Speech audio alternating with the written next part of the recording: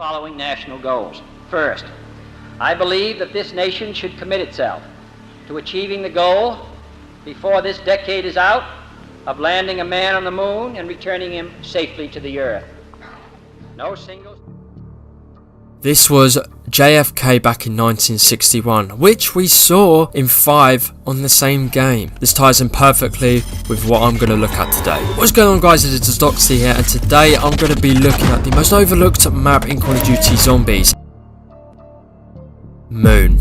Moon is the 11th and final Zombies map included in Call of Duty Black Ops. In the Resurrection map pack, it was released on August the 23rd for Xbox 360 and September the 22nd on PS3 and PC. The Ultimates characters Dempsey, Nikolai, Takeo and Richthofen once again return. Moon is the largest Zombies map in Call of Duty Black Ops and the third largest Zombies map in terms of playable area after Green Run and Origins. A remastered version of this map is available in the Zombies Chronicle map pack for Call of Duty Black Ops 3 along with several other classic maps. The Ultimates crew finally travelled to the Griffin Station in 2025, a secret Group 935 facility on the Moon. This is where Richthofen completes his grand scheme and swaps bodies with Samantha in the MPD, giving him full control of the zombies and the ether. Maxis contacts the remaining members of Ultimates through the stations and electronics and asks for their help to defeat Richthofen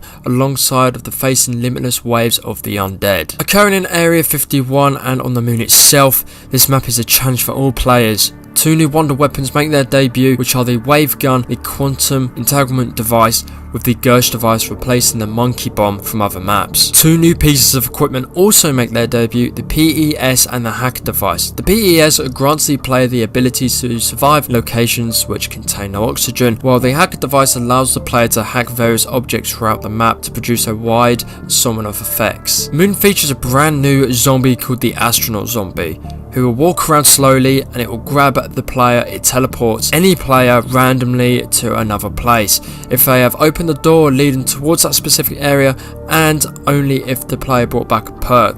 The Astronaut Zombie will also steal a perk. It also has a massive health similar to the Napalm Zombie from Shangri-La, as well as George A. Romero from Call of the Dead. Spawning in Area 51, zombies will spawn with low health and speed, as if it was round 1, and gradually over time it becomes stronger and faster as time increases. 2 sounds will be heard, a buzzer which signals the access to the teleporter to go to the Moon, and then a similar alarm of that of the tactical nuke sounds to alert the players each time the zombies gain more health. Hellhounds will spawn randomly with the zombies with a maximum amount of 10 able to spawn at once. Juggernaut or Speedcoder will randomly spawn, alternating each time the player travels to Area 51. And at the beginning of each game, if players are overwhelmed, they can fall back to the teleporter where they will be sent to Receiving Bay at Griffin Station, which is on the Moon. To fully activate the teleporter, the players must stand on it. When first arriving, artificial oxygen will not be available, making a PES compulsory to survive. A PES station will be directly in front of the player when they are teleported.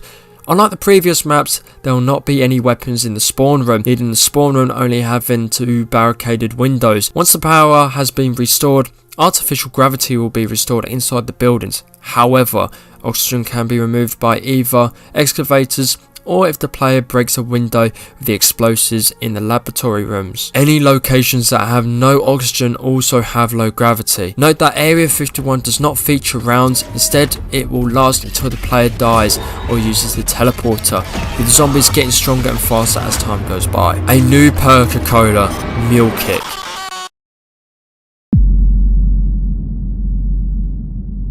When bought, the player will receive a 3rd gun slot. When the perk is lost, the gun that the player buys within that slot will disappear. 2 new wonder weapons also make their debut, as said prior to this, the Wave Gun and the Quantum Entanglement device. A new type of zombie, which is the Astronaut Zombie. The returns of the beloved Hellhounds. The Hellhounds only spawn in Area 51 after the players stay there long enough. Crawler Zombies also return, but by this point they can teleport and use less health than in Kino the Totem 5. A low gravity environment, as well as areas with no oxygen. Why do I say this is the most overlooked Call of Duty Zombies map in history? Well, because it was groundbreaking. ironically, I'm not saying that as a joke. Moon was a fantastic map. Now, it got stick at the start, and hear me out with this point. As with the Call of Duty Zombies map 5, I feel like they were too soon. Now, if you had this map Moon on the back end of Black Ops 2 and in Black Ops 3, this would be considered a lot better than it is now. Simply because it's more of a challenge and you need to know the whereabouts of the map, whereas on Black Ops, people were just starting to get to grips of the game and how the functions worked within the zombie maps. This is the most unique Zombies map, period. It literally has low gravity, as well as you can teleport to different parts of the map. Now, you can see this in Kino and any other Call of Duty Zombies map. However, you go back to Area 51. Now, Area 51 is known for being so secretive in real life and both this game. It brought in one of the best wonder weapons of all time, which is the wave gun. I mean, it speaks for itself. Treyarch really did do a great job with this, as well bringing out the Resurrection map pack, which allowed us to play the remastered Not Done Toten, Verrückt and Der Riese. The sound effects, the effects on the map, everything worked a charm. And playing this on Black Ops 3 really did give me some reminiscent memories. You could say that the boss is really annoying, however, because of the low gravity, it really does go slow and it isn't like any other boss. Now, you could say this is like George A. Romero, with the simple fact that it really isn't, because Moon has or is a big Zombies map and third biggest of the franchise, which means that you can teleport and go around the map wherever you please, and there's multiple training spots. Now, in Call of the Dead, if we transfer to that map, there is really only one main training spot that everyone knows and loves. So this is the thing, George A. Romero is always going to be on your back 24/7, whereas the Astronaut Zombie is a different story. For me, this was a groundbreaking Zombies map. This has never been done before, and I don't think has been done since, apart from the remastered version in Black Ops 3. Again, with this map on Shangri-La, this really does need a good level of communication with the excavators and traveling, so having players with mics is essential, and if you're just on your own and playing with other people who also have no mics, you're going to be dead in the sand. Besides that, it's a beautiful map, especially on Black Ops 3 when they heightened the saturation and put more effort and detail into the map as they could due to it being on next gen console. We have to appreciate its beautiness and how it looks, how it performs as well in the new engine. There will never be a map like this. Moon is one of a kind, and it was done to a great deal of detail, and I imagine there's loads of people apart from me that do love this map and have a great deal of respect to it. Now, literally, Treyarch went out of this world and out of their minds for this map. This was a great idea and executed brilliantly, and I don't think they could have really done a better job. The Easter egg was good, although I haven't done the Easter egg. I've seen multiple tutorials on it and videos, which I do like how the steps perform and what you get out of it. It's a great Easter egg, it's a great map. Although it's not in my Call of Duty top 5 favourite and best maps,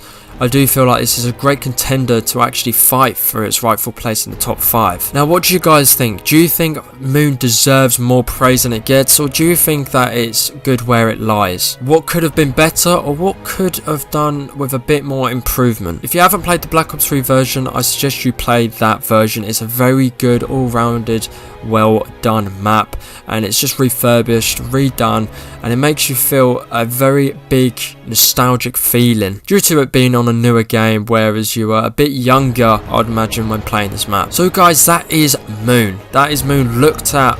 Although I didn't go really in depth on this, I just scraped the surface of Moon. The Easter egg, the new weapons, overviewing the map, and just a cinematic masterpiece from Treyarch. I'd really appreciate it if you give me a like or subscribe if you're new around here, guys. It really does take me a lot of time to do these videos. However, if you did not like it, leave a comment down below of why you did or didn't like the video.